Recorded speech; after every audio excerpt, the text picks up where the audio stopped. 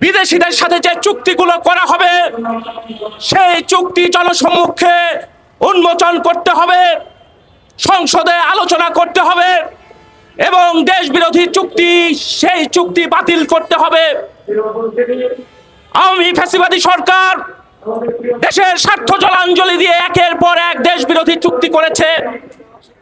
হাজার হাজার যুবক তরুণদের প্রাণের বিনিময়ে একটা গণঅভ্যুত্থানের পর যে সরকার গঠিত হয়েছিল, আমরা সেই সরকারের কাছে দাবি করেছিলাম যে বিদেশিদের সাথে যে দেশ বিরোধী চুক্তি সেই চুক্তি বাতিল করা হোক এবং আমাদের এই চুক্তিগুলো উন্মুক্ত করা হোক।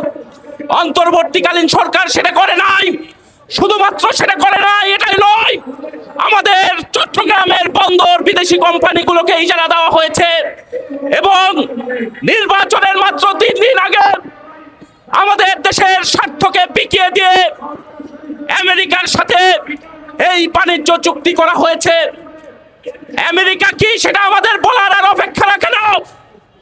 ইরান, ফিলিস্তিন, ভেনেজুয়েলা সহ বিভিন্ন দেশে একের পর এক আক্রমণ করছে, বাণিজ্য অবরোধ আরোপ করে লক্ষ লক্ষ কোটি কোটি মানুষকে একটা মানবতার জীবনের দিকে ঠেলে দিয়েছে এবং সারা বিশ্বে আজকে তারা একটা তাণ্ডব লীলা চালাচ্ছে। সেই আমেরিকার সাথে এই ধরনের একটা নতজানু এবং তাবেদারি চুক্তি আমরা মনে করি সেটা আমাদের দেশের জন্য ভয়াবহ বিপর্যয় হবে। আমাদের দেশের সার্বভৌমত্ব, কৃষি, শিল্প সমস্ত কিছুকে ধ্বংস করার আয়োজন এই চুক্তির মধ্য দিয়ে হবে। আমাদের দেশ কার সাথে বাণিজ্য করবে, আমাদের দেশ কোন দেশ থেকে পণ্য কিনবে, আমাদের দেশের চাহিদা কতটুকু সেটা তো বাংলাদেশের জনগণেরই নির্ধারণ করার কথা।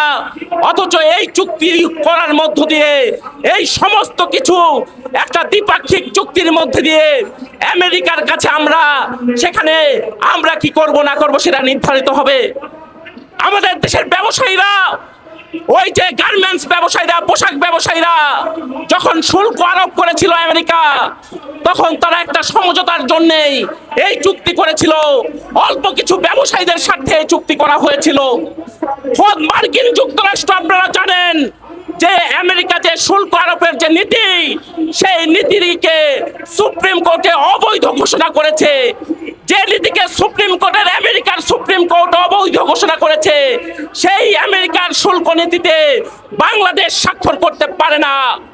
আমরা এই বিষয় নিয়ে সংসদে আলোচনা হোক, এটাই আমাদের ছিল, এটাই আমাদের চাওয়া ছিল যে ক্লজগুলো বাংলাদেশের স্বার্থ বিরোধী, সেই বিষয়ে আপত্তি জানানো হোক। তাহলে একটা নির্বাচিত সরকারের এই পার্লামেন্ট, সেই পার্লামেন্টে কেন আমেরিকার সাথে যে চুক্তি সেই চুক্তি নিয়ে আলোচনা করা হচ্ছে না? এই চুক্তি কেন যে নির্বাচনের আগে 3 দিন আগে যখন সম্মতি দিল, সেই সময় নিরাপত্তা উপদেষ্টা এখন যে পররাষ্ট্র মন্ত্রী হয়েছে খলিলুর রহমান বলেছে জামাত এবং বিএনপির সম্মতি আছে। তাহলে বিএনপির সম্মতি আছে এটাই কি আমরা ধরে নেব? ওই যে প্রধানমন্ত্রীর উপদেষ্টা জাহিদুর রহমান বলেছে যে এই চুক্তি বাতিল করা যাবে না। কেন যাবে না? দেশ বিরোধী যদি হয়, জনগণের স্বার্থের বিরুদ্ধে যদি হয়, তাহলে সেই চুক্তি কেন বাতিল করা যাবে না? বন্ধুগণ, ফলে আজকে আমরা আমাদের স্পিকারকে স্মারকলিপি দিচ্ছি এই জায়গা থেকেই যে আপনারা সংসদে আলোচনা করুন এবং যে চুক্তিতে আমাদের আপত্তি করার কথা, আমাদের দেশের স্বার্থ বিরোধী সেই চুক্তিগুলোর ব্যাপারে আপত্তি তুলে ধরা হোক। এটাই আমাদের চাওয়া। এই চাওয়া থেকে আমরা স্মারকলিপি দিচ্ছি। এই দাবি যদি বাস্তবায়ন না করা হয়, তাহলে অবশ্যই বাংলাদেশের জনগণ, যে জনগণ অভ্যুত্থান করেছে, বারে বারে সাম্রাজ্যবাদের বিরুদ্ধে দাঁড়িয়েছে, যাদের রক্তে মৌলানা ভাসানীর রক্ত আছে, সেই উত্তরসূরিরা কখনো মার্কিন সাম্রাজ্যবাদের যে দাবিদারি, সেই দাবিদারি মেনে নেবে না। সেই লড়াই আমাদের চলবে। সেই লড়াইয়ের আহ্বান জানিয়ে আমি আমার কথা এখানে শেষ করছি। সবাইকে ধন্যবাদ।